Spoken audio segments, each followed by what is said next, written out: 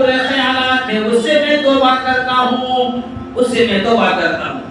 میرے دوستو ذرا غور کرو، اگر ہمیں اور آپ کو اگر ایسی مصیبت میں آ جائے تو ہم اور اس کے لیے بد دعا کرتے ہیں، لیکن پیغمبر کے گھرانے، نبی کے گھرانے بڑا رحیم اور کریم ہوتا ہے۔ فوراً حضرت سارہ رضی اللہ تعالیٰ عنہ کہنے لگی یا اللہ، اے اللہ یہ توبہ کرتا ہے، اب میرے ساتھ ایسا نہیں کرے گا، تو اسے ٹھیک کر، پھر ٹھیک ہوگی۔ لیکن حضرت سارہ رضی اللہ تعالی عنہ ایسی خوبصورت تھی، پھر اس پر شیطان غالب ہوا اور اس سے برا چاہا، اور میرے دوستو پھر ایسے ہی ہو گیا، 3 مرتبہ ایسے ہی ہوا، اور تیسری مرتبہ میں کتابوں کے اندر لکھا ہے کہ نابینا ہو گیا اور ہاتھ پاؤں بالکل سن ہو گئے، لکوا جسے ہم اور آپ کہتے ہیں کہ ہوا پڑ گیا، ایسے ہی ہو گیا، اور وہ محنت کرنے لگے اب ایسے